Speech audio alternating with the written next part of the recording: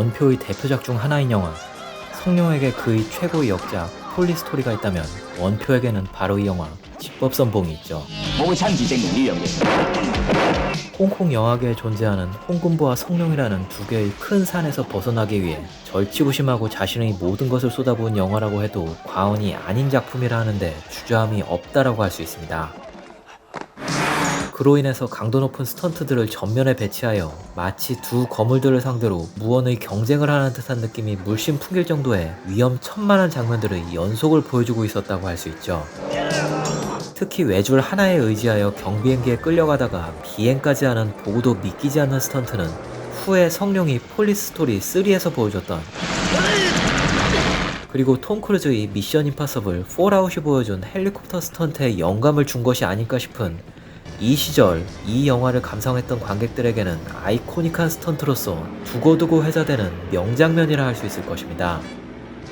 또한 원표는 이 영화의 무술감독으로서 액션 전체를 진두지휘하며 자신만의 액션을 보여주기 위해서 애쓴 것을 확인할 수 있는데요. 특히 성룡의 사고에 의한 일정 지연 문제로 용영호제에서 하차했던 나부락을 투입하여 I was supposed to play the bad guy in Jackie Chan's film Armor of God. 남자 배우들과도 대등한 또는 그 이상의 실력을 구사하는 여전사로서의 깊은 인상을 남기게 됩니다.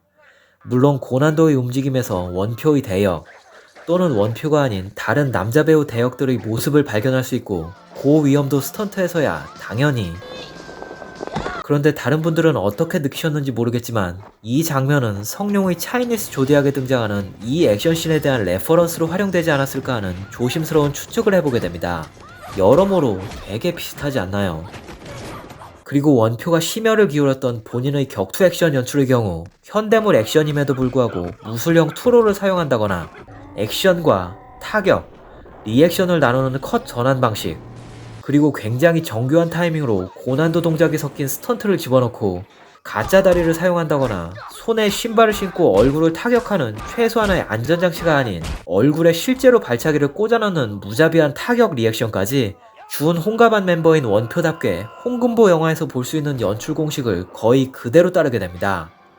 그런데 개인적으로 느끼는 원표의 이상한 점은 원표가 성룡의 대역을 해주거나 성룡의 격투를 만들어줄 때는 액션이 물 흘러가듯이 진행되는데 정작 본인이 만든 액션을 본인이 할 때는 이상스러우리만치 호흡이 툭툭 끊기고 동작의 흐름이 분절된 느낌이 크게 부각된다는 것입니다.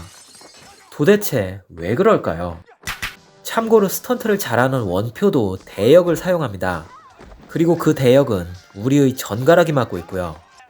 거기다가 전가락은 원표의 상대역 황금신의 대역을 하면서 발차기도 대신해주고 무지하게 아픈 스턴트도 대신하고, 그런데 전가락은 이 동작 전담인지 비룡맹장에서도 똑같은 동작 대역을 하네요.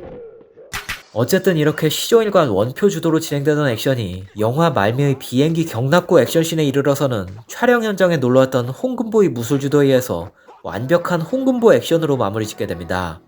원래 홍콩 스타일이 즉흥적으로 진행한다지만 아무리 그렇다고 해도 놀러온 사람이 이런 걸 만들어주고 간다니요. 원표라는 이름에 있어 절대로 빼놓을 수 없는 영화 집법선봉. 하지만 성룡과 홍금보에 비해 부족한 연기력과 연출력으로 인해 한계를 드러낼 수밖에 없었던 영화라고 할 수 있을 것입니다. 물론 그럼에도 불구하고 이렇게 강력한 액션 영화는 현대에 들어서 절대로 다시 만들어질 수 없겠지만 말이죠. 그럼 지금까지 박성룡이었습니다.